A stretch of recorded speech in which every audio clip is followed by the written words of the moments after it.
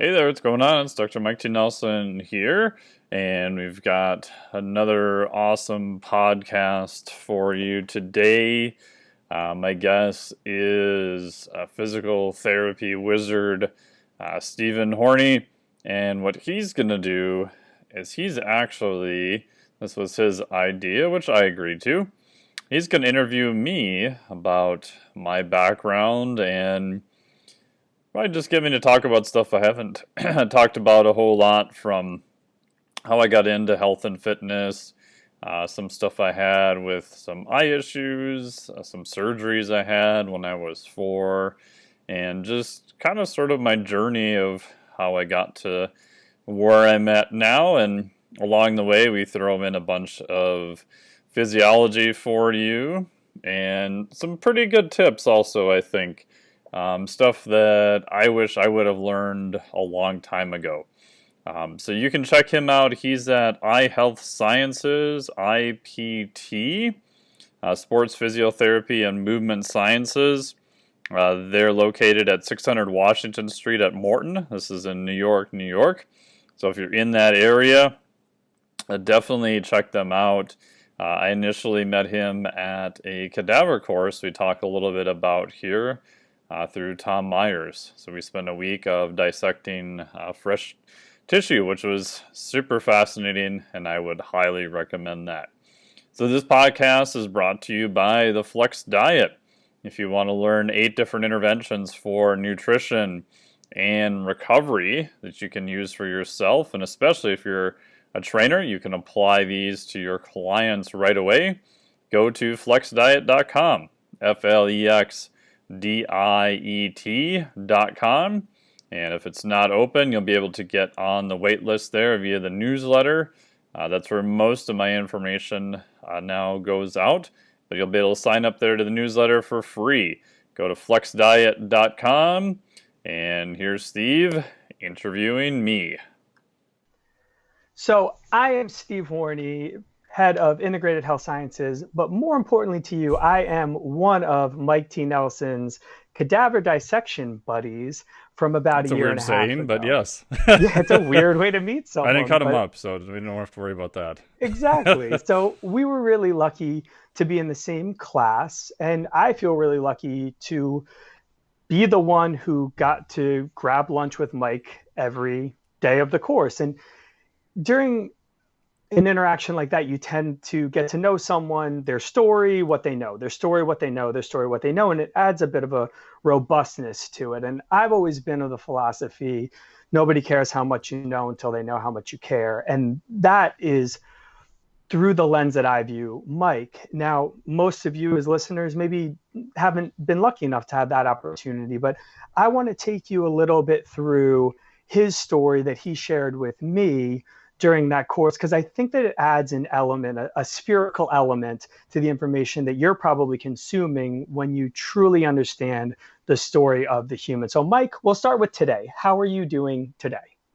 Doing good. Thank you so much for doing this. And this was your idea, which I thought was an excellent idea, and I'm all for it. I think part of it is I just, like you said, on some levels, I'm like, I don't know if anybody really cares, but yet they probably do. Like, I think about what I consume in terms of information from other people, and it's like, oh yeah, I think that kind of stuff would be interesting because I'm interested in that in other people. It's just different when it's yourself. So having you actually ask the questions, I think is super, super useful.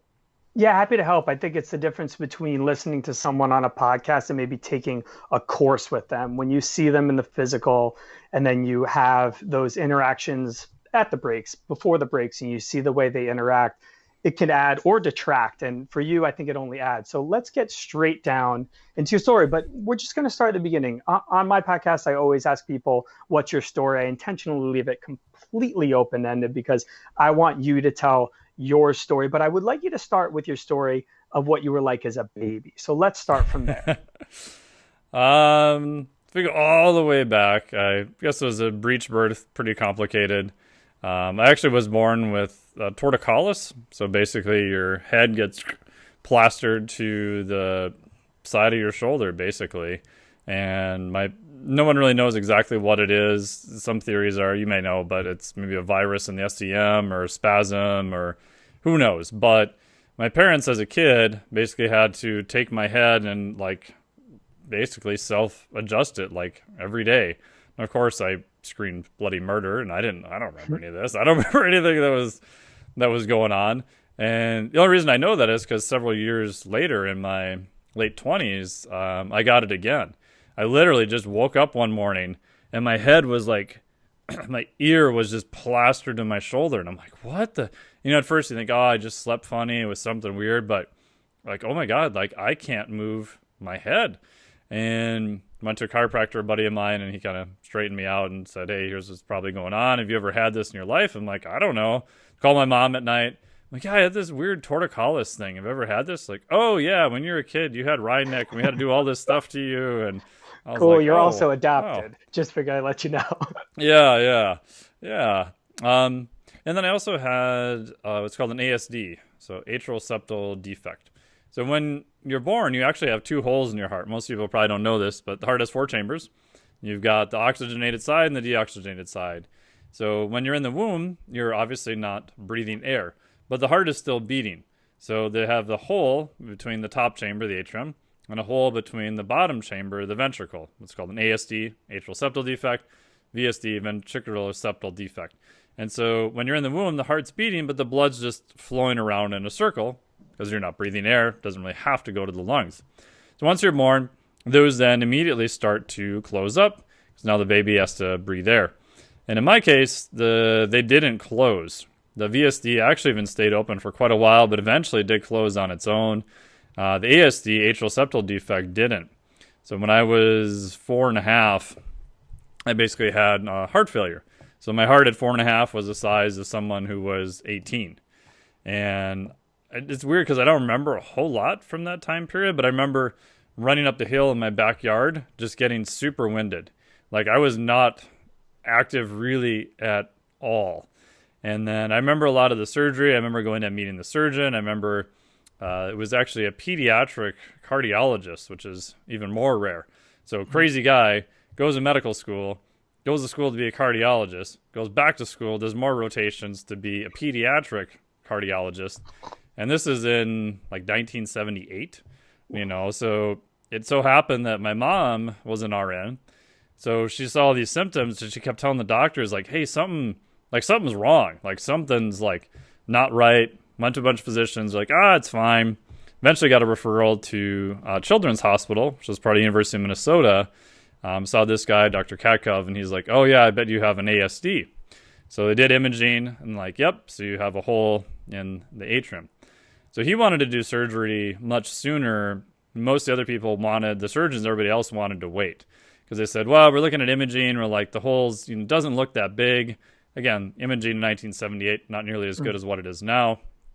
And he's like, no. He's like, he has a lot of symptoms. We need to do it earlier. Because at the time, now they do it when you're like super young. But back then there was like 3 centers, I think, in the U.S. that did it on kids. And the older you were, the less surgical risk you were. But now you've got to kind of weight that with, you have a risk of heart failure and everything else going wrong. So long story short, they did it sooner, which is good because when they got in there, the hole was actually much bigger than they thought. So back then to do it, they crack your chest. So you have what's called thoracotomy. So they take a bone saw, cut through your sternum, and then go through your rib cage, cut through the outside of the heart. And then they didn't have to use what's called an occlusion device. They went in there and they basically just stitched it shut, stitched everything back up. And then on x-ray, I still have they literally look like bread twisty ties on the sternum, and use that to close your sternum back up. I was in the hospital for a total of 10 days. So you come out, you're on a ventilator, you're strapped down. Again, I don't remember any of this. I remember when I wasn't on the ventilator, I remember a guy coming in who was a male nurse, which was the only male who was a nurse at that time, at least in that area. And I remember him saying, okay, we're going to take your chest tubes out now. He's like, this may hurt a little bit like a bee sting. I'm like, oh, okay. He's like, and we're going to do it on 3. And of course, he goes 1, and then he rips them out on 2. And I remember being so pissed because I'm like, you told me it was going to be 3 and you lied. And then that was like the biggest bee I've ever seen in my life because that hurt really, really bad. But you just remember weird, patchy stuff like that. Like I remember them wheeling into surgery. I remember the anesthesiologist asking me, because they give you gas to put you out initially, Mhm. hey, what kind of flavor gas do you want? And I guess I said I want root beer. Who And doesn't? then playing with other kids around the area. And when I came out, I remember waking up being just completely strapped down because you've got, so many tubes and everything going on. And I remember getting used to my right hand after a while. So they had everything only on my left hand. And I remember seeing dirt between my fingers, which I thought was weird, just weird stuff like that. Yeah, Um, the way you remember things like that in flat. I had surgery when I was really young, and I can yeah. remember the nurse coming in. I had to get a shot in my butt, and I remember other nurses came in to watch it, and I still like. I've thought about that moment so many times, and I still don't totally understand why there was an audience, but the world may never know. But yeah, the flashes. Yeah. So the good part is after that, I didn't really have any long-term effects. What's kind of funny though is there's so few cases at that point. They wanted to follow up case history on everybody, and so up until I was 40, I think was it 40 or 38. I had to go back to the pediatric cardiology office. So I'm That's like great. 25, 30, waiting in the pediatric cardiologist You're like office what, as a 6'3" patient. or something? Like Yeah, how I'm tall are you? 6'3", For yeah. anyone who just knows for you from your voice, they don't know how tall you are. Like Yeah, yeah. you're a big dude. Yeah, so I'm 6'3", and it's funny, like, Mike Nelson, you're gonna wander back in there, and every time I went in, they're like, okay, everything looks fine, and then he'd say, okay, come back in 1 year, 2 years, 3 years, Mhm. and I think it was once I was 40, he's like, you're good, we release you. But yeah, it was the same pediatric cardiologist I saw for many years up until he unfortunately passed away, I think like 7 years ago. Yeah. So yeah, Yeah, you're not interesting. you're kind of almost lucky though that it was big enough that they caught it because Yeah, you wouldn't be the first person who would have that, have AFib, have a clot, yeah, have a stroke and die. So totally. it is nice that you were kind of bad enough to be in the good category that they caught that. So then how did Yeah. that take you through to kind of grade school then and elementary school, everything through there? What did that look like? It's funny because like all this stuff, like I never pieced together. Like I remember having open heart surgery and all that kind of stuff, but I also had, when I was a kid, had some vision stuff. So I had what's called a lazy eye or strabismus, and in short, I had two eyes that didn't follow each other. So at the time, I remember my parents taking me into the optometrist, and I guess I told them they do this little study. They're like, okay, how many of these little dogs do you see at the other end? And I guess I told my parents, I'm like, whoa, I see two, but only one of them's real. You figured it out by then. Because You're like, if yeah. you see in double vision, when you interact with your environment, you learn what's a real image and what's a false image. So at the time, they said, oh, you've got, what they call a lazy eye, your eyes don't track. Mhm. So we'll patch, quote unquote, the good eye. And then, oh, your eyes track and like, you're good. Oh, great. And then it was not, so I did some training through Z Health probably in my mid 20s where they're doing a bunch of visual tracking. They're doing some other visual courses. And everyone's like, oh my God, you got to test this guy's eyes. They're just crazy, like doing all sorts of crazy shit. And Thanks. so they started asking me about my history and stuff. And I'm like, oh. And then you, like on the open heart surgery, you think back on all this stuff too. You're like, scared the crap out of my parents trying to drive a car because depth Hmm. perception, like it's completely Yeah. different. So what happens with the brain is if your brain has like two options, it can see in double vision, but that's really bad. That's not like the best thing. So it has a workaround where it says, okay, I'm going to do what's called a visual suppression of one eye. Hmm. All right, so we've got two eyes, they're offset a little bit. They each create this picture in the back of the brain. And because our eyes are offset, the picture is offset like just a little bit. And our brain takes those two images and it fuses them together, creates a 3D impression of the world around us. So in my case, the images are off so much that I can't fuse the images. So I started seeing double vision. I started seeing two of everything. Mm. So the brain's solution is to do what's called visual suppression, where it'll drop one of the images. So I can see fine out of my right eye, everything's great. I can see fine out of my left eye, everything's great. But when the images go to combine, they're too far apart. So the brain goes, oh, I don't want to see in double vision.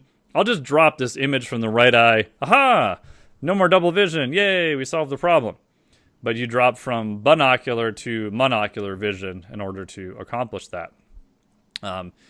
But I didn't know any of this, right? It's like someone who's colorblind and can't see the color purple. It's like trying to explain to them like what Mm. purple looks like.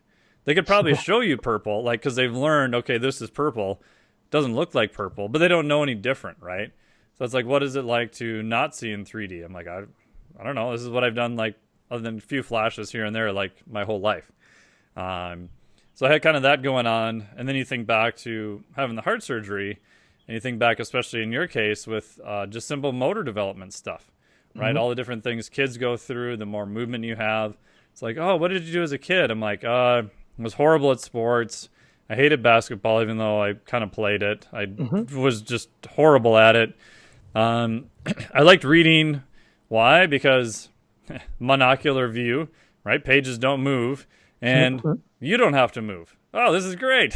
And then Win-win. you get kind of, rewarded for things you do better at. So I was a better student because, studying with all the things I could pick from was for me actually easier than like I hated ball sports. Like Yeah. like the amount of angst I would have to like play ball sports in gym class is just unreal, right? Because they always did the thing where like they would sometimes the gym teacher would assign you to teams, but most of the time was like you'd have to pick teams, and I was always Or like yeah. the last person picked, and then there would be an argument about do we actually have to have him on our team or can we just not play with him? Been there, man. It's things you remember from your childhood, and Yeah. it makes sense why kids avoid things that they're not good at and gravitate towards things they Oh, are, totally. because that age, it's such a sensitive time, and then also it's the real world in some ways. Like you want a blunt, honest answer, you ask a 7-year-old, they're Oh, going to yeah, tell you totally. exactly what it is. So that's not fun. Yeah, Yeah. interesting. Yeah. And I just thought that, growing up, like some kids are just not athletic. Like I just assumed I'm just not athletic, that, some kids like me just get hit in the face with balls. That's just what Yeah, happens to them. Yeah, I didn't yeah. realize until later that, oh, yeah, if you can't track objects in space, yeah, that's probably going to happen, right? So a pop fly, I hated softball. One, trying to hit a Oh, moving object was hard. But like a pop fly, right, you look up, and to most people, they have plenty of time, right? Because the ball is coming straight down. To my brain, it's like, I know I have plenty of time. I don't know where it is. Like, I hmm. can see it. I know it's there, but I don't know what's going to happen next because there's all the workarounds in the frame of references that you kind of learn from, parallax and how the light hits it and Hmm. movement and just anticipation and all this stuff. It's all kind of removed from that, right? Because you're just looking up at a blue sky and a ball. So that was like, for most people, very easy, but for me, very, very hard. And then obviously you have the whole thing of like, everyone else thinks it's easy and they can do it, so they don't know what the hell's wrong with you. And you gravitate away. Yeah, and you're like, this is horrible. I hate sports. I hate school. Totally, totally fair. And you're not the first person to mention though that some people are better and worse, and there's a bit of a Oh, bell sure. curve. But to be that bad, and it was first I think Greg Rose from FMS that I heard Yes. really kind of like summarize it, saying like it's not normal to be that bad of an No. athlete, and No. and it's kind of nice. I think in years in my world we would look at it, dissect it down, say, oh, like you can't do reciprocal patterns, you can't do Right. the vision, like you would scream for that. But you're back then, and we're not too dissimilar in age. It wasn't really look. You either do it or you couldn't. If you could do it, you were encouraged. If you couldn't do it, you did just enough to get by, and then you went and did things that made you feel good. There wasn't Oh, that kind of totally. challenge yourself mentality. Yeah. Yeah, I mean, same thing. I remember Dr. Cobb saying is like, it's if you're a younger kid, it's not normal to be unathletic, Yep. right? There's something that either pathologically or a developmental issue, or there's something going on. Like there's different levels of athletes. Yeah, not everyone's going to be an elite athlete, but to be really really bad, that something's going on. Yeah. Amen. And so then that carried you through. And I think this was one of the questions that gave me a gateway. I, to stereotype, was like, looked at you, I'm like, D end, tight end, totally must have played football. Like there's no doubt in my mind this guy played D2 football, but like they also tried to walk on for the basketball. Like I had this whole image of you built in my mind of who it was. And I asked the simple question, like, so did you like what were you like at sports in high? Actually, I think exactly was Yeah. what sports did you play in high school? Like not even giving you room to not have the answer be, well, actually, I read a lot and did. But talk me through high school just a little bit. Then what did that look like? Basically, I hated high school. I like, I didn't like Sure. any aspect of it per se. Athletics for sure, and then not to just view it, I just Yeah, yeah. it's how I naturally go, but like tell me what your relationships were with athletics and then how you think that affected your social existence in high school. Yeah, so I played basketball since like fifth grade. I was pretty horrible at it. I didn't really like it, but it was kind of like, well, that's kind of the thing that you do, right? And again, I just thought, I'm just unathletic. I just need to practice more. I'll get better. Hmm. I got better. I got to the point where, to a normal person who never played basketball, I was kind of passable. That's all you um, need. but yeah, that was about it. And then also started having a lot of knee pain, just from all the running and that kind of stuff. And didn't really lift any weights. Like no one really showed us how to do any of that stuff. We had you're old enough to remember this too, the old presidential fitness test. Oh yeah, of course. Yeah, which Your pull-ups, your hang, yeah, and your push-ups, and in theory is a good idea, but horribly executed. oh yes, Right. So should we have some standards and all this kind of stuff? Yes, I agree. But it should be done as a way to show kids like how to train, like how do you get better at these things? And we just had it every year, and the only thing it was like the thing you had to do in front of everyone in front of the class, and all they did is just give you a grade on it. And I still remember doing the pull-ups for me were the worst, right? Because I was about 6'3" in about sixth grade. Oh, so Right. you had a bit. So that explains somewhat, perhaps a quotient of that knee pain with that velocity Oh yeah. of your growth, like steep as anything. Oh Okay, yeah. makes So sense. yeah, super steep. I mean, I graduated high school at 6'3", 156 pounds, like Me even too. going Yeah. into college. And I remember the gym teacher the one year, he's like, okay, get up on the bar. Yep. Okay. Hang from the bar. Okay. Got it. He's like, okay, you can start now.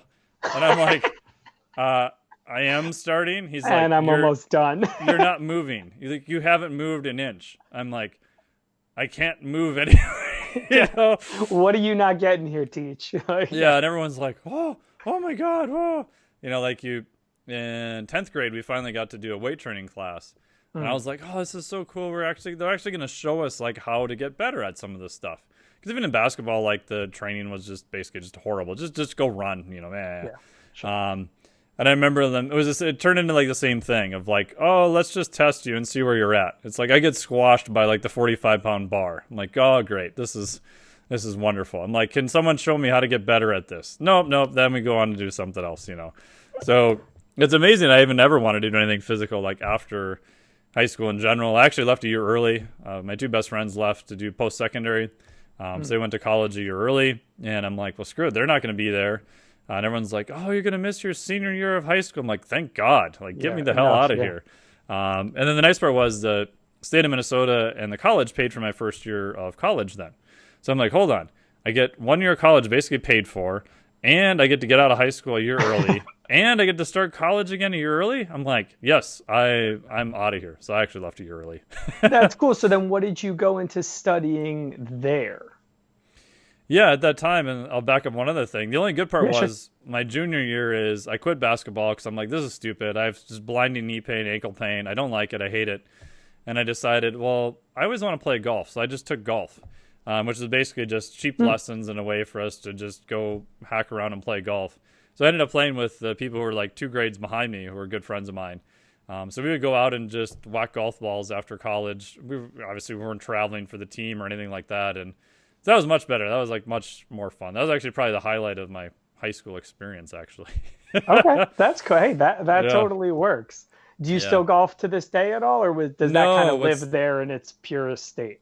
What's funny is that I didn't play until I did my master's at Michigan Tech University. So I'm in graduate school there, did some undergrad stuff there too. And there's not much going on up there in the UP of Michigan in Houghton. Beautiful place. Stayed up there summer to finish. And so my roommate played. I just came back, took my dad's old golf clubs from like the 1970s. And it was more or less just an excuse to go out on a Friday, like leave the lab early and just go outside and hit golf balls. And then only at Michigan Tech would you actually have an algorithm to calculate your score. So we started playing beer golf, Nice. which is 5 people, a sober driver, and then you have got 2 teams of 2. And again, it's a school full of engineers, so of course there has to be an algorithm to calculate your score. Naturally. So what it is if you go out on the hole, let's say I get a 5, my partner gets a 7. So you initially find your average, right? So 5 plus 7 is 12, divide by 2. So we're at 6. Got it. Okay, now you have to add the difference. So 7 minus 5, 2, 6 plus 2. Okay, my difference now, I'm up to 8.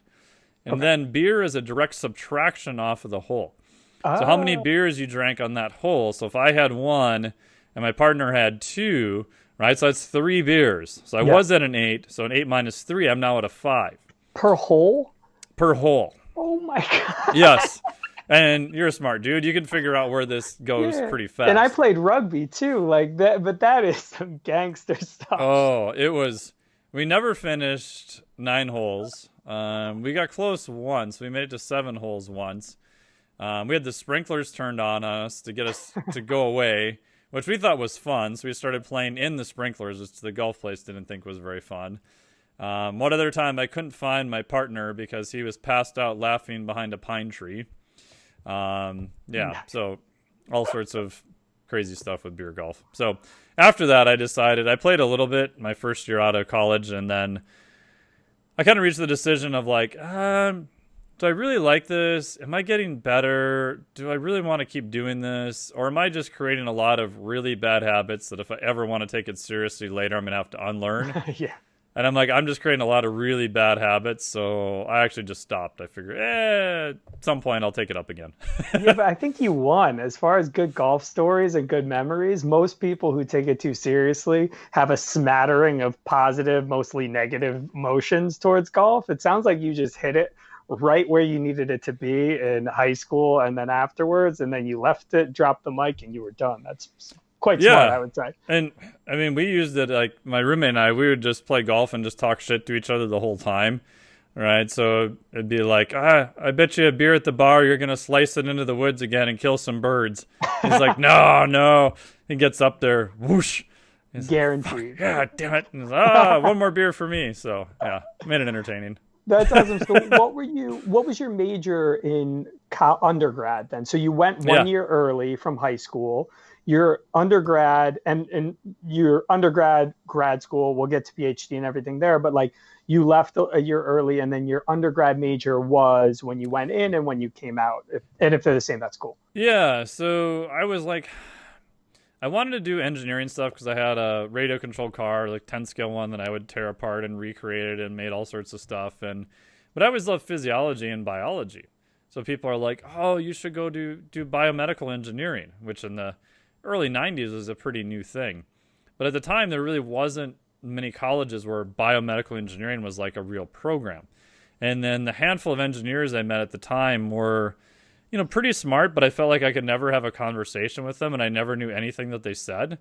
And I'm like, but if you're in a company and you have to kind of communicate with other people, maybe you should have a little bit of a wider background. Yeah, because if you go into engineering school, it's like, math, calculus. It's, you don't take a lot of liberal arts, stuff. So I went to a liberal arts college on purpose, St. Scholastica in Duluth, Minnesota. They had at the time what they call a dual degree program. So you do 3 years there, and then it was with Michigan Tech. You do 2 years there at Michigan Tech.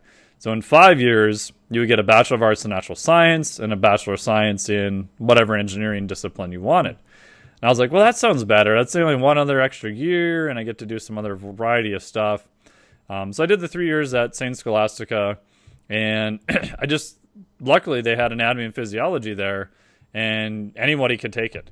And they were one of, I think at the time, 3 or 4 colleges where undergrads actually got to use a cadaver lab. So for my undergrad, anatomy and physiology, I actually used a legitimate cadaver lab where they got new cadavers every quarter and everything. Wow. Yeah, which was crazy because I'm like, oh my God, this is so cool. And the guy who taught it, Dr. Cisaldo, was just really interesting guy. He's at this, small private, Catholic college. And we're like, he drives a Harley in every day, And in the summer, he has like long sleeves on. Like we never saw him like not in long sleeves or anything. Oh, And tatted we're up. like, I bet he's got huge amount of tattoos. Yeah, total sleeves, no Yeah. doubt. And then, this is back again, the early 90s where now like you have tattoos, no one cares. Yeah, of course. It's almost like you're a weirdo if you don't have a tattoo. Yeah. But yeah, so did that. And then I did 2 years at Michigan Tech. And when I was at Michigan Tech, I was like, oh my God, like there is no way I'm going to finish all my engineering classes in 2 years. It's just completely unrealistic. And I was thinking about going to graduate school. So they had a program there where if you did 80% of the, say, mechanical engineering classes, you could then apply to grad school if you had a previous undergrad degree.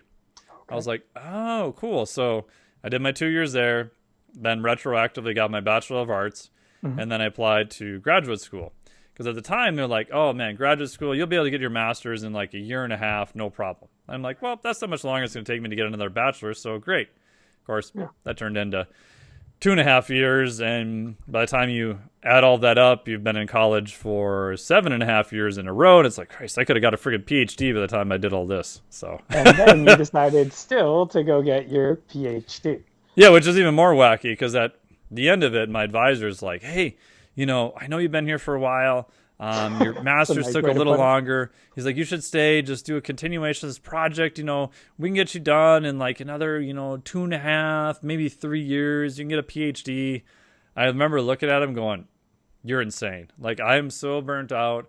I have no money. I'm loaned, like maxed out to the hilt. I could barely get loans to finish. And when I talked to like HR departments, I said, hey, I'm kind of thinking maybe of doing a PhD. I said, do you hire, PhDs in terms of engineering? And pretty much across the board, everybody's like, no. I said, why not? They're like, well, basically, unless you're in a very advanced research position and your research coincides with the little thing you spent your extra, 2.5, 3, 4, 5, 7 years studying, we don't want to pay you the extra amount of money. I was like, oh, okay. Well, I guess that kind of makes sense. I'm like, oh, wait a minute. So you want me to stay for another 3 years, which will probably be 4, and I'm going to be further in debt, and I'm going to become less employable when I'm done. Less employability. No, cool. I'm done. I'm out of here. Like, get me out. Yeah. So I left. Totally. Okay. So then where did your story go from there? Because there is a gap between the last time you were in grad school and then your PhD. Yeah. And obviously a big shift too. I mean, at some point in time, and I'd like you to kind of highlight that maybe you were foreshadowing with the cadaver dissection, but where did this fascination with the body start? I just always found biology interesting. So when I did my Bachelor of Arts, I got to take obviously some, natural science courses, which was great. And then when I went to Michigan Tech, I always wanted to take exercise physiology. Like St. Scholastica had a really good exercise physiology department, but it was for graduate students only. And I'm like, well, can I just like take it? I'll pay you the money. They're like, no, you have to be in the physical therapy department. You have to be in the program. Can't do it. I'm like, okay, great.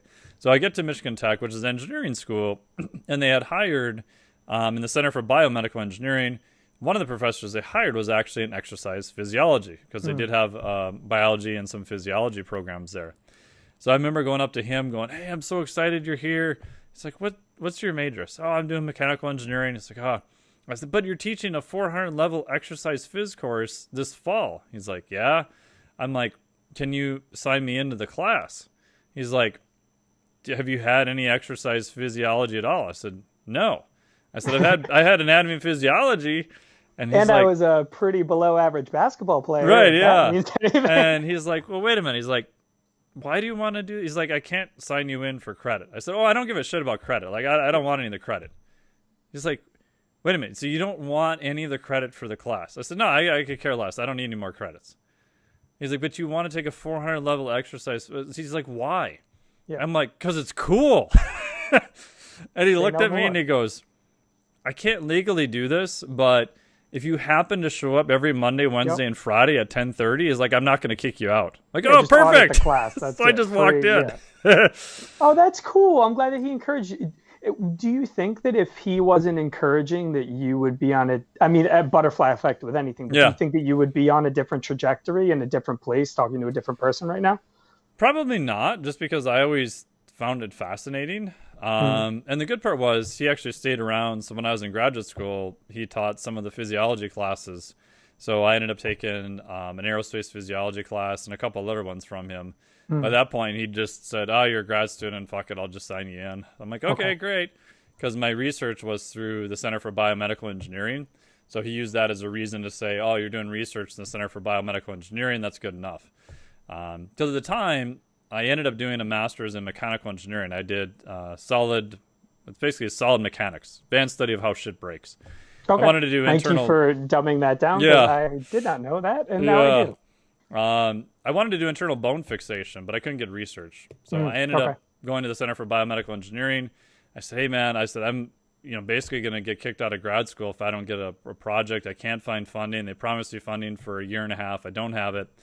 And the guy goes, "Hey, we have this new project on heat transfer in monkey heads." I'm like, "Great, whatever it is, I'm in." He's like, "All right, you have funding. It's for a year and a half." And he looks at me, my advisor, and goes, "Hey, wait a minute. You said you were solid mechanics. Have you taken advanced heat transfer?" And I'm like, "No." He's like, "Have you taken thermodynamics too?" I'm like, "No. I barely passed Thermal 1, though." And he goes, "Okay. Here's a book on heat transfer. I enrolled you in conduction heat transfer in January. Here's the book. Study it yourself. You've got 2 weeks over Christmas break. Have fun." I'm like, "Oh, okay, I got it. This can't be that hard." It was horrible. It was such a nightmare. It sounds pretty hard from where I'm standing. That does not seem I tried. like a breeze. That's no breeze course right there. It was a disaster. Yeah. I got into conduction heat transfer. He didn't tell me that there's another math requirement for it. You have to do something called Bessel equations. And I didn't know this, but my advisor had just signed me in the class. He just overrode the requirement and didn't tell me. And so it's like, because in grad school, like you can't get below a 3.0, and even getting to 3.0 is like very frowned upon.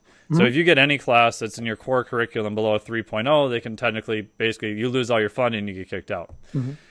And I'm like midterm in there getting like barely a C. And so I ended up having to pay for the whole class. I had to drop it. And then I still had to know the material. So I still had to stay in there and study, but I couldn't risk getting a bad grade in the class and getting kicked out of graduate school. So long story short, I did pass all that. I did get the research done. We made a computer-generated model of a monkey head with all the heat transfer properties in it. And then they put it in front of this big-ass microwave transmitter. And it shot microwaves at the monkey head. And we wanted to see, was there any like deep tissue heating in the monkey head? And I was like, well, this is interesting. And I'm like, hey, who are these like 3 people from Brooks Air Force Base in Texas that like showed up on the funding thing? He's like, oh, you never saw this. Pay no attention to those people. And I'm like, okay, so get done, submit it to the IEEE journal, gets published, gets past peer review, all this stuff. And I get the peer review thing, and I'm all excited. I'm looking at it. And like, here's these same 3 people are like co-authors on it. I'm like, who are these people? So fast forward 5 years, my advisor sends me a little clip from this paper that says, military declassifies ray gun. He goes, yeah, that was your project. I'm like, that's what it felt like. Oh, I'm like, wow. He's like, it was so classified, we couldn't tell you it was classified. I'm like, wow. I knew it was kind of shady. So what the military wanted was, it's called the active denial system. It's been out for several years now. And you point it at a group of people, and it feels like your skin is being burnt by a light bulb. Because when you take a microwave and you go into what's called a millimeter wave exposure, or you go super high frequency, like gigahertz range, high power, the penetration depth is just barely a millimeter. So it lights up all the sympathetic nerve endings on your skin, but because there's no penetration, there's no, basically skin damage, right? There's no damage to the cells or anything like that. There's no necrosis or anything. But it hurts like hell. So it's used as a non-lethal crowd dispersion. And has that been used a lot in recent times or since then? Or has it fallen out of fashion, or did we just not hear about it? Yes or and no. You can't answer that? So fast forward several years, I was at a presentation when I was doing my PhD for DARPA, right? So DARPA is the Defense Advanced Research Project Agency of the military. So if people don't know, like DARPA are basically the same people who invented the ARPANET, the internet, GPS, cell phones, tracking, all sorts of stuff that started off as just super high-end military stuff kind of filtered out into the public. So they had this meeting. I applied. For some reason, they let me in and come talk about metabolic flexibility, which was crazy. Like the very nondescript building in the middle of Virginia that took forever to find. And I've been like in rooms with like lots of really smart people and conferences and all sorts of stuff. I felt like the dumbest person in that room, like by far. Like these people are like in a room full of smart people. That is the smartest room I've ever been in my life. Like hands down, like no comparison. But anyway, so when I was there, I was talking to this guy. I was telling him about what I did my master's work on. He's like, oh yeah, I used to be the operator of one of those. I was like, what? I'm like, they actually use it? He's like, yeah, it's in the military. It's called active denial system. I said, why isn't it used that much? And he looks at me and he goes, the military is not very good with non-lethal methods. Okay. Yeah, at least he's honest with And I'm you like, there. he's like, all warfare historically is based on, yes, we want to minimize casualties, but we're using basically lethal methods. And yes, there's some things where you want to kind of injure people, not kill them, but we're just not good with non-lethal methods. We just don't really know what to do with them. I was Gotcha. like, oh. And I said, well, how does it work? And he said, yeah, it hurts like hell. And I said, well, what do you do like if you point it at a group of people? He's like, oh, they all get the hell out of the way. I said, well, what if you have like some crazy guy coming at you that's like in the beam? Like, what do you do then? He goes, oh, we shoot him. I'm like, what? So yeah, they have their levels. Just He's like, yeah, they're clearly a threat then. Those are, no, hands down, they're definitely a threat. You take them out. Yeah, that sounds like a very military answer right there. Okay, so you ended up crossing your paths with your past with that ray gun thing. That's pretty interesting. And even another buddy of mine, I was telling him this story 2 years ago, and he was like, yeah, I had that tested on me. I'm like, really? I'm like, how did it feel? He's like, it hurts like hell. He's like, bad. But it's so concentrated. Like if you're on the edge of the beam, he's like, you're in the beam. He's like, it literally feels like you're being lit up on fire. The second you're out of the beam, he's like, no problem. Nothing. Oh, I could see that being useful. I was like, oh, okay. Yeah. So anyway, after 9/11, like all branches of the military like wanted one, and it's just kind of not really been used much then. And I think it's literally because it just sounds bad, right? Especially now, like, can you imagine the headlines of, military uses ray gun on, protesters, right? It's like, oh my God, like people would lose their mind. 2020 in a nutshell, right there. That's one thing. So I think that's probably why it hasn't been used a whole lot. Yeah, the optics probably aren't phenomenal. They're probably really okay. bad. So ray gun. Then where do we go from ray gun? I started working at a medical device company, which was great. So I worked for Guidant for many years, which is in Boston Scientific. Worked in pacemakers, so obviously little things that keep your heart beating. And at the time, I remember getting the interview. Guy goes through the whole history, and it's my last interview, and I'm like thinking, oh, this job would be great. And he goes, hey, what do you know about pacemakers? And I'm like, they cause your heart to beat above a certain rate. He's like, oh, very good. He's like, what else do you know? And I'm like, nothing. And in my head, I'm like thinking, they don't do anything else, right? Yeah. But luckily I got hired, and as it turns out, they do all sorts of stuff. They can, keep little snapshots of rhythms, and they have all these complicated algorithms and all sorts of stuff. So that was fun.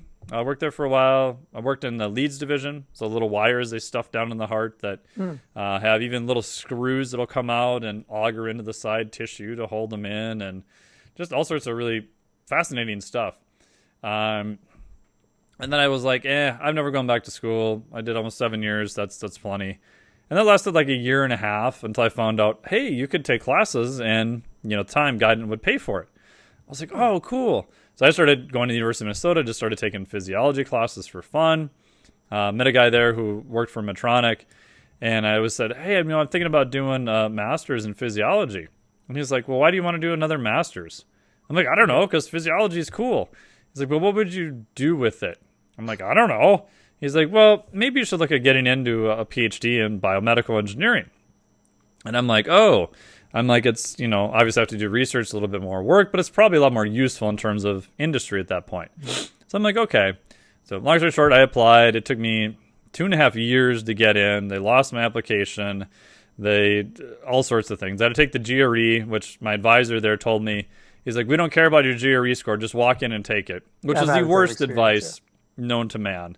Like, at least look at an old version of the GRE and at least know what they're going to ask you. Yep. So I did really bad in the math section because I didn't finish 30% of it.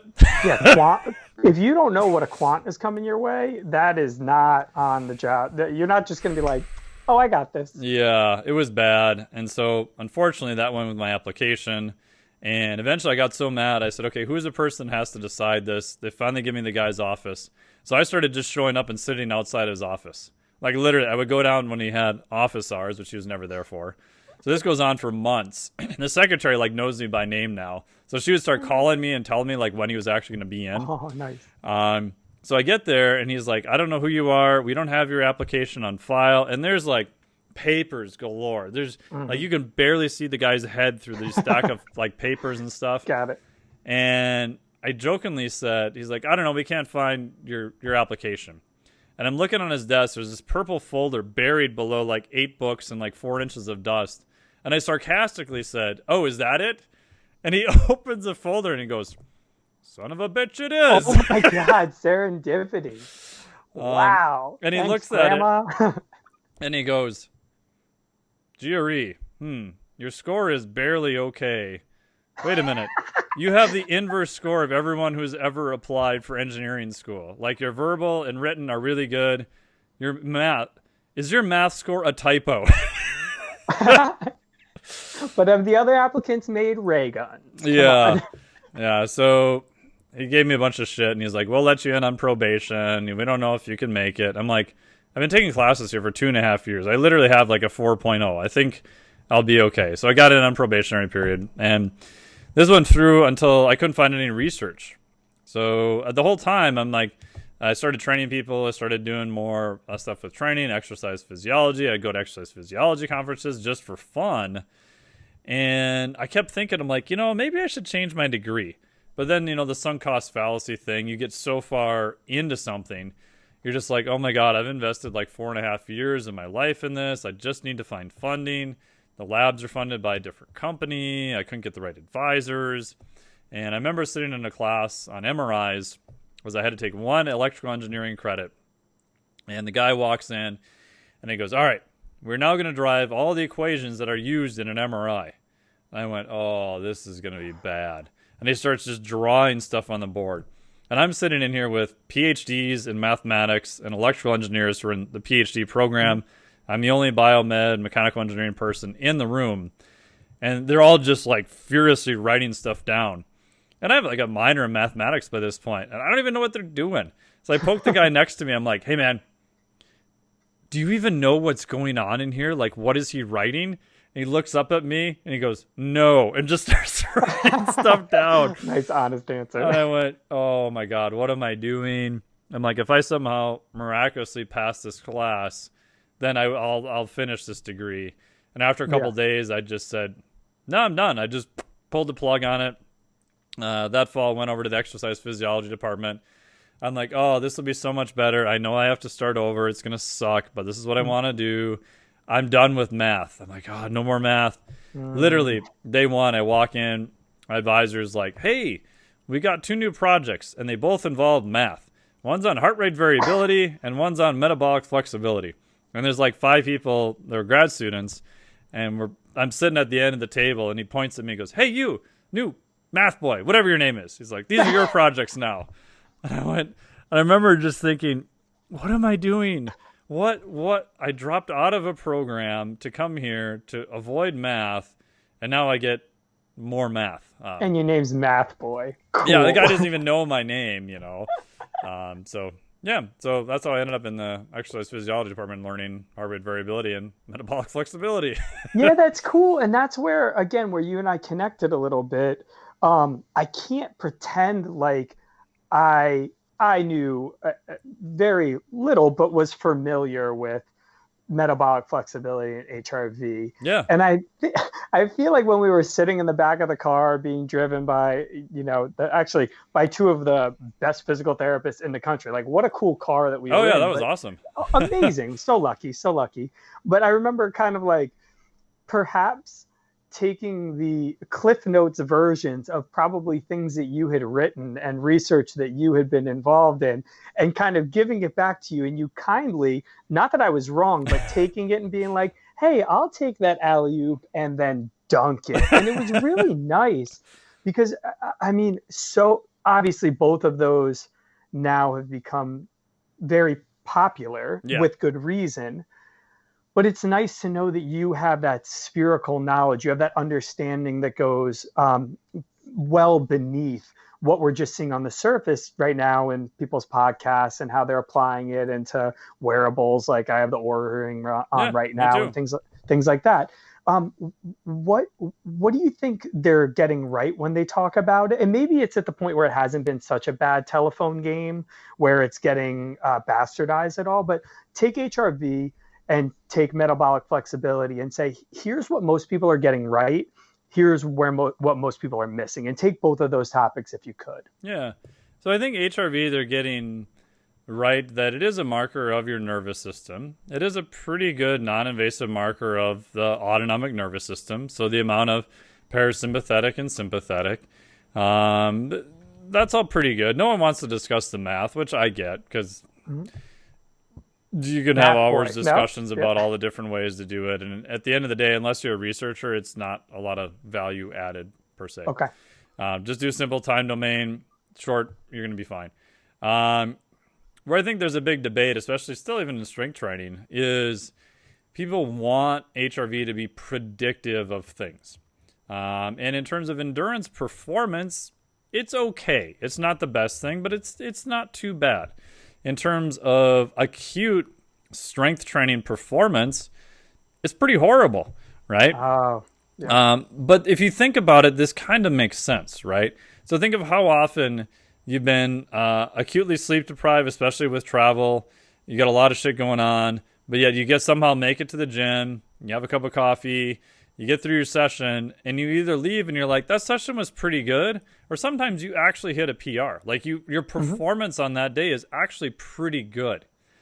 So you can still perform under relatively high levels of acute fatigue, but you can't do that day in and day out, right? We said, hey, Steve, we're going to replicate those exact same circumstances for the next 4 weeks.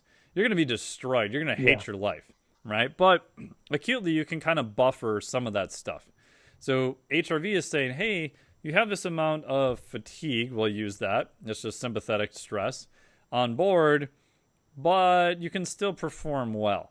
So people then go, oh, well, HRV is red today, it's bad, my performance is going to suck.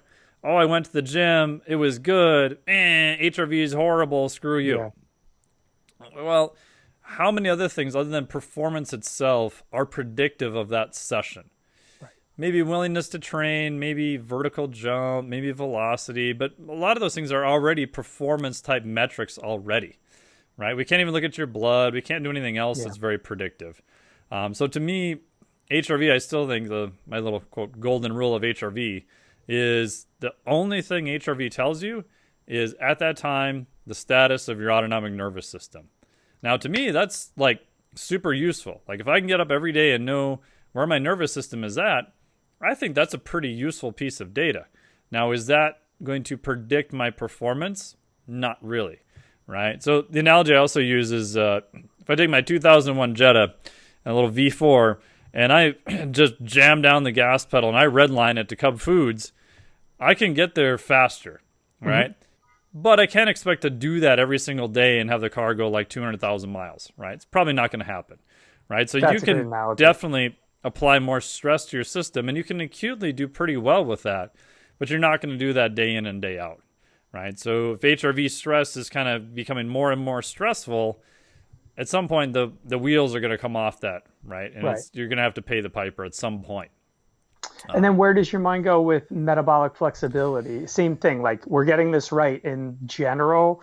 Here's what's missing. It's gotten better. So I think in terms of health, metabolic flexibility is viewed as a marker of health now, which is good. That's arguments I've had with people for about a decade now. People are starting to figure out that, hey, dynamic systems, that's kind of the way the system operates. right? We need kind of this balance of this and that. It's not just this one single factor all the time. Where I think they missed the boat is there's still a lot of things of, oh, to increase metabolic flexibility, you just got to hardcore keto more. It's like, that's kind of right. Like, you are going to upregulate the use of fat as a system. Yes, that's true. Does that mean keto is the best way to do that? It's a way to do it. But you forgot about this carbohydrate end of the spectrum also, right? It's people want to just kind of put it into their argument because it's kind of starting to become sexy. Mm-hmm. And some keto people who were hardcore keto 5-7 years ago are now like, all about metabolic flexibility, which is great. I'm like, yay. But then they're like, oh, but this is always what I meant. Like, back when we were doing keto, back in the day, we were really doing it to increase metabolic flexibility. It's like, no, you never mentioned that once. No. Yeah, it would have been nice if you did, but you didn't. Yeah, which is fine. Like, if you're on board now, cool. Like, more power to you. Like, welcome aboard, Yeah. So I think we're almost right to that point where people want to accept, like, your nervous system, parasympathetic, sympathetic, not just overall stress. And I know I even talk in terms of overall stress, too. So it's getting there, and we're trying to respect a little bit more complexity. That's fair. So, okay, those were your two projects. You were handed both of them. Do most people do two projects? You can answer this very quickly. Or is it usually a one? There's one project, and the fancy term is the look at fine-scale variability across different physiologic systems. Ooh. So what we were trying to do was look at, okay, heart rate variability, very, very small differences in heart rate. Ooh, what about the RER we get from a metabolic heart that tells us the percentage of fat and carbohydrates? Oh. If you watch it during steady state exercise, it kind of does this little bit of oscillation in some people and nothing in other people. So we were trying to use that as a marker for metabolic flexibility by doing a low intensity, non-invasive study, right? Just using a metabolic heart. Interesting, which I know you still use very frequently today. I got one right Moxie, here in my house. You got your metabolic heart. I know. I guess times do change and times don't change. So you went through your PhD program and then you started on your, we'll say, the professional journey. But what did that end up looking like? Like right now, today, my impression is obviously you speak, you teach. We know that you're a professor. You have private people that you work with, probably some who just want to age gracefully, some who want to work on athletic performance. Today, that's probably where you are. And fill me in if there's other things. From that day that you graduated, you finished up those projects to now, where did that wandering path take you? Yeah, so as I was doing it, my thought was my PhD initially was going to take about 4 to 5 years. That kind of ballooned into 7, which was a complete debacle. Didn't get along with my advisor, all sorts of stuff no one wants to hear about. But in that process, right about 4 years, I thought I was going to finish. So I said, okay, I definitely want to be doing more health and fitness stuff in the future. Still working part-time for the medical device company. Was on call full-time for them. Literally was taking caffeine power naps in my car just to make it through the day and all sorts of stuff I would never recommend anybody else ever. And by the end of it, I'm like, okay, as long as I just graduate, I'll figure everything out later. So I hired a business guy. That went on for about 3 years. So I'm still doing business at that point. I finished. I was still working at Boston Scientific at that point. They had been acquired. So during this time, I've been actually actively trying to get laid off from my medical device job because I'm like, hey, we get a severance. And I remember the day they got bought by Boston Scientific, they announced some layoffs. I think it was like 6 months after that. Give me that package. Yep. Give me that sweet package. Pay off my loans that I've been in school for 12 years. And so what Guidant did is they had what's called a bitter pill policy. They said the normal severance, if you lay anyone off within a year, you have to double it. So I would have gotten twice the normal severance. I'd been there for 10 years already. Long story short, I showed up to work and my job had changed. So I was now working on an engineering team, but I was not laid off. I was so pissed. I remember telling the guy, I'm like, hey, wait a minute. Like, so my job here has been eliminated. Is that correct? Yes. But I'm still employed here. Can I get laid off? He's like, no, because you got transferred to a different team. I said, why did I get transferred to a different team? He's like, well, they requested you because you know physiology and you have a master's in engineering. I'm like, well, what if I don't want to go there? He's like, well, you can quit. I'm like, okay. Do I get a severance if I quit? No, you get No. nothing. I was like, shit. And you'll like it. Oh, so I did a good job, and so now I get rewarded by anyway. yeah. So, yeah. So I stayed there for another 3 years and did kind of 3 more years there. Yeah. I thought that was going to be, and then the next day I walked in and I said, you know what, you can take this. Yeah. But no, you chucked it out for about 1,000 more days. Way to go. So I finished my PhD. I stayed there for another year. I told my managers that I said, hey, basically, I'm just waiting until you have more layoffs. And the rumor was like that November they were going to have some. So I go into my managers, like the manager of the department's office, and I said, hey, I know you're going to have some layoffs, and here's what I decided. I know you can't pick people. I know you can't select anyone. But just so you know, if I'm not selected, I'm going to quit January 1st. And she looks at me, and I said, I've been thinking about quitting anyway. And I said, 1, maybe I'll get a severance this way. Maybe I won't. Whatever. I can't do anything about it. 2, if I was in your position, I don't want to be the dickhole that comes in and now you're 2 people down. I come in after Christmas vacation and go, I quit too. So now you're 3 people down. Yeah. I would at least want to know some heads up about it so you can plan. I said, whatever you do, it's totally up to you. I can't control it, but just so you know. This is the facts. Yeah. So luckily I did get a little bit of a severance. Not a lot, but I did get some. Just something I think you had earned at least that, and hopefully as a moral victory that went down. Yeah. Okay, so now that you're 3-year limbo, and now you're out the door, and what does it look like? Yeah, so I had been doing my own business then at that point, man, for like 8 years. Mm-hmm. And my thought process was, if I'm not working 30 plus hours a week plus being on call, I have all this time to put into the business. So just took more clients, did more of what I was doing. Started teaching online. So during that time, I worked for Globe University. So I taught there in person, taught there online.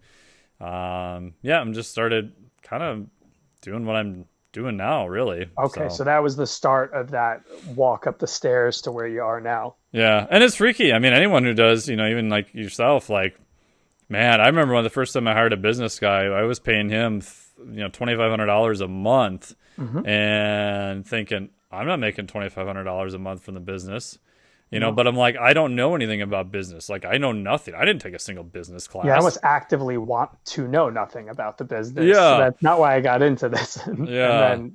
So eventually I just saved up some money and said, I got 3 months saved where if I can pay that, and then after that, I got to start making some income from it. So, which was good. I mean, I worked with him for 3.5 years, and it was expensive as hell, but it was super useful, right? So I learned a lot of stuff much, much faster than I probably ever could figure out on my own. Oh, sure. Yeah. If you trial and errored your way through that, it would have been rough. Whether that guy ended up letting you in or not, or into that course, we would still probably be there. But if that was the path you had to take, we probably wouldn't be talking right now. Yeah. And, everyone makes mistakes, right? So probably the biggest mistake I made is after I finished with him, I was in another high-level mastermind, which was awesome.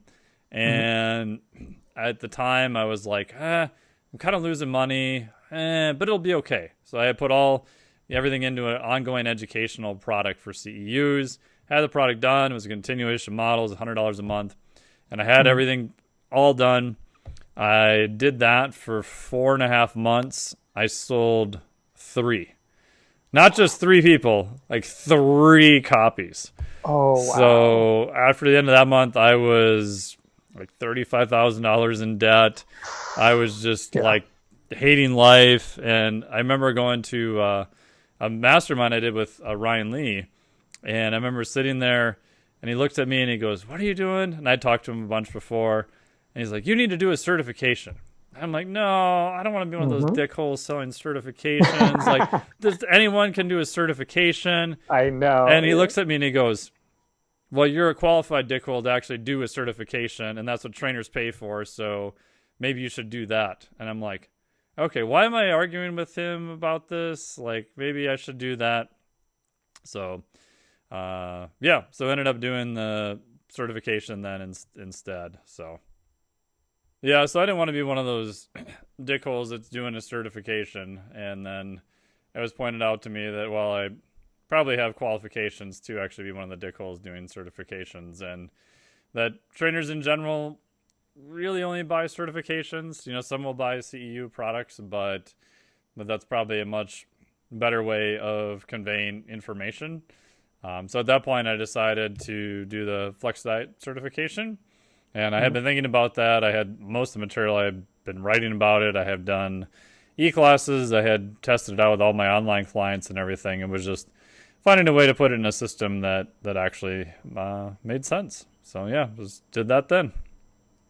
That's cool. And now you've talked about a lot of different information from HRV, metabolic flexibility, obviously diet, et cetera. And you've covered a lot of ground and you've said a lot of things to a lot of people. Whether you have a direct answer for this, I think it's an important question to kind of ponder. Of all the things that you've said, because when I look back through my 14-year career, there were definitely things that I described in the past very differently from where I would. Sure. Yeah, I think that's a really nice way of saying, like, I was wrong about something in the Yeah. past. I've adjusted my tone on it. What do you think of all the things that you probably spoke about will be the most likely to look back through hindsight will need some tweaking?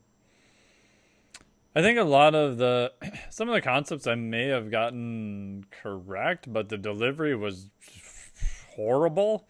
Like I remember like the first talk I ever gave to more than like 5 people, and I just thought everyone wants uber technical information. Yay! And it wasn't an academic audience, which I had done before. It was, a lay fitness audience. And it was a disaster. It was horrible. And then I realized, oh, that's probably not the best idea. The first consulting call I ever did with Ryan Lee, who I've been to a couple of his seminars and stuff for business stuff, it literally happened to me the day that I put a literature review of metabolic flexibility on my old blogger account. And so he goes there and looks and he goes, what the hell is this? No one's ever going to read any of this shit.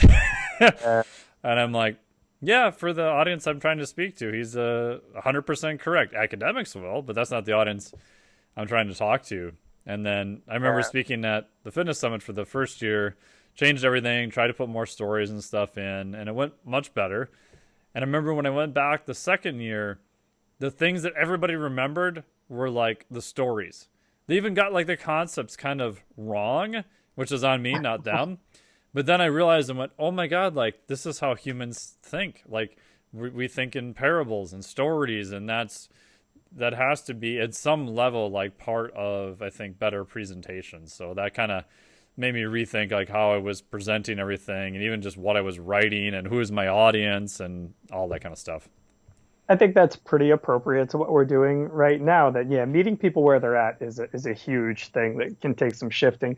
So then you recently on your podcast, which I really liked, you rapid firely went through all the injuries that you've had, which I thought was really cool. And that's something that you and I connected on. Like we talked about your vision. Yeah. I was like, oh, what about Z Health? You're like, actually, I've done all this Z Health. There was something else. You're like, well, actually, I've done all the PRI classes.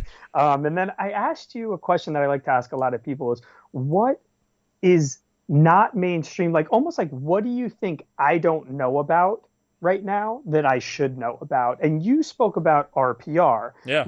Tell me as concisely or not as you would like, what your philosophy about Z Health and RPR and the way that you look at the nervous system, if you could sum that.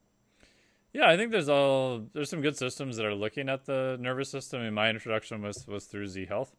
And again, I think they have some really good stuff. Again, like all systems, I think you probably don't need to go through 7 levels before you can apply any of it. So as I've done more stuff, and even PRI, I'm only taking 4 of their courses. Again, like you, I'm not a physical therapist like yourself. And that course, they're very much geared to physical therapists. That's who they teach. That's their primary audience. And so I remember doing the cervical revolution with Ron, sitting next to him the whole time as he's teaching, going, wow, he started as a dentist. And so now his view for decades is shaped around your mouth and cervical and, all this different way. And he went back and created the other courses to speak to physical therapists because no one understands dentistry in terms of physical therapy because they're not taught that way. And I remember leaving going, I still don't know anything he really said, but when I get stuck, I'm going to ask people about occlusion in their mouth and find someone to refer them to. Hey, and You that's know, worth the price of admission, maybe right there. yeah. So I think sometimes even if you don't understand necessarily what the system is teaching you, which again is not them, it's that's on me and my background. I've also grown to appreciate like what is the potential upside and what is the potential downside and how fast can you teach somebody that. And so what I love about RPR, Reflexive Performance Reset, which is based on the work of Be Activated Training from Doug Heel, which I originally heard about it through him and through Cal Dietz, is, I've taught, God, I don't know how many certifications, level 1, level 2 for them now, 8 times maybe. Um, and it's crazy to me that you can poke on someone in a specific area and it appears to correspond to, I'll use in quotes, muscle activation of other muscles. Mhm. And that sounds pretty wacky in and of itself. And there's days where I do hands-on work on people where I'm just like, did I just placebo the ever living shit out of them into this? And then I'm like, maybe. But then when I try other techniques, how come I can't placebo them into the other tech? You know what I mean? It's like Yeah, of if I course. really did and I'm trying to use the same words and I do something different, I didn't get the same result either. And then is that a subconscious thing? Did I really not want the subconscious thing? Did I not want the result? Because I'm being paid, I'm part of the system. So anyway, but what's fascinating is when you teach, you get to impart whatever your wisdom is to more people, but then you get more data, right? And it would always amaze me that I remember teaching at On It once. Young kid comes up after level 1. We're hanging out in the lobby the next day before level 2.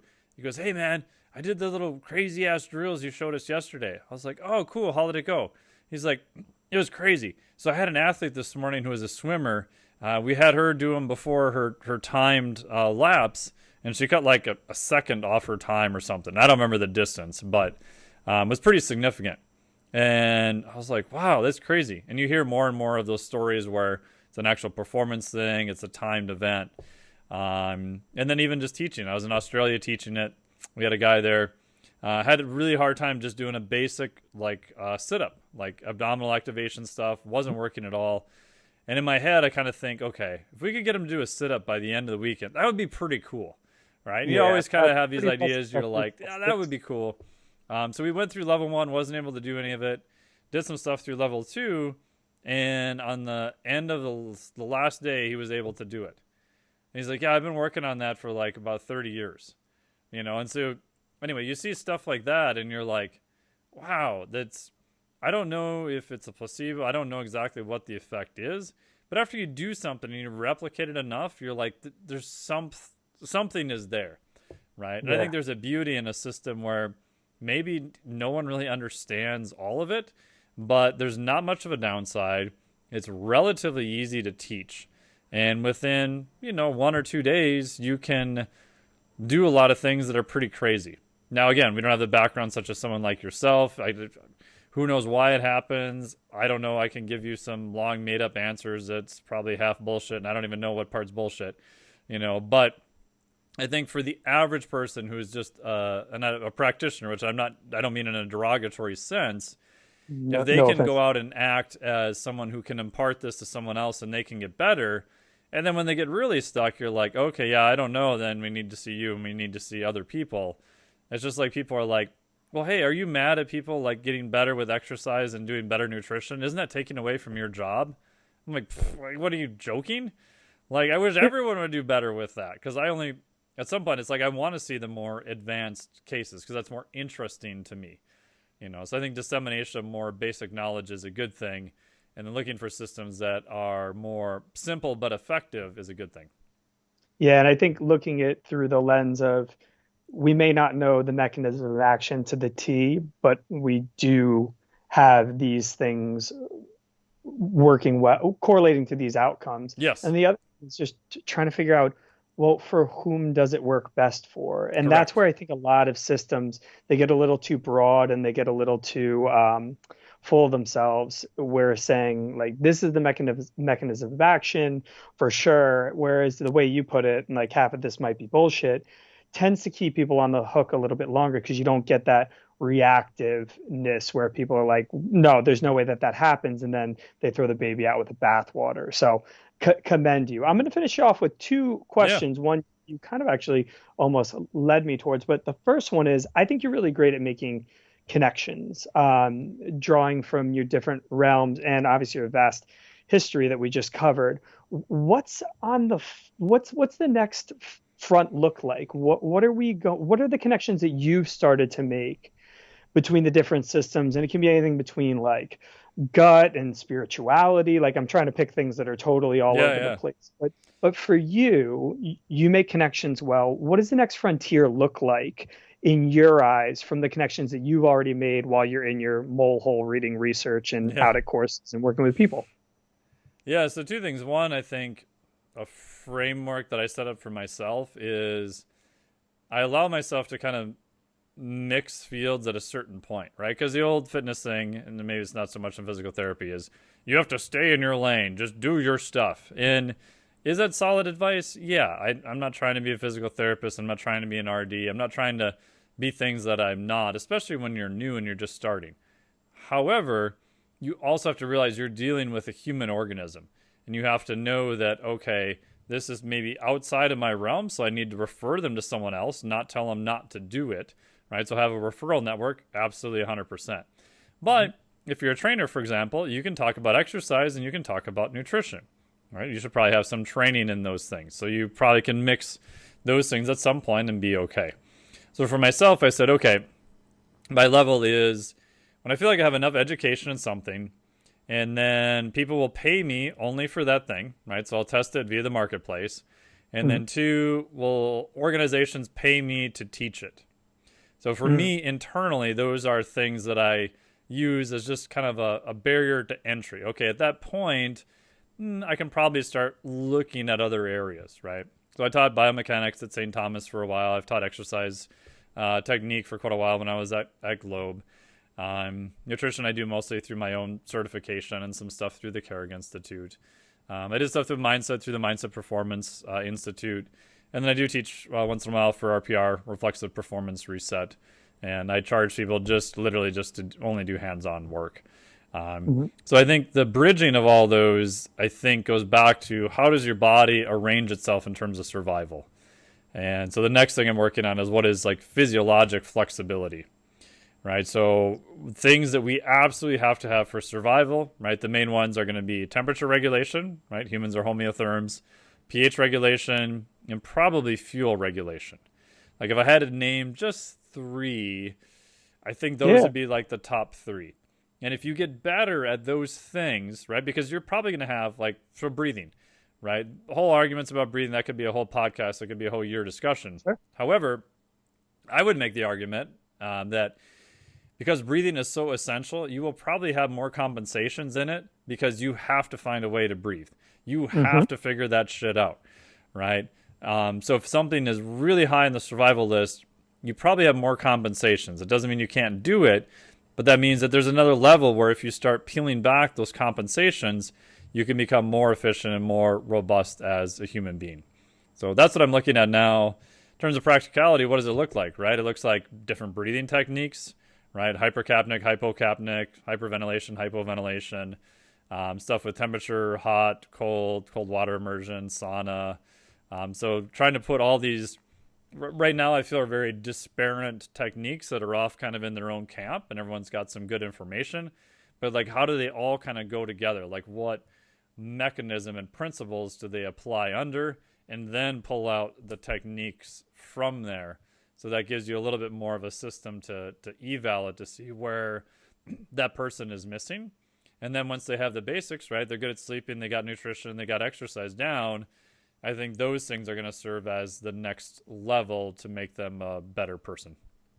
Yeah, that's so interesting. You took it there, and that I remember back to one of our first nerd outs where we were talking about diet, pH, breath, and Yeah. CO2 thing, and I actually still look back on that conversation that we had as kind of like I think we may have been on to something there. So that's interesting. Now, my last question, and take this any way you like, but why do you do what you do? Uh, for me, it's fun.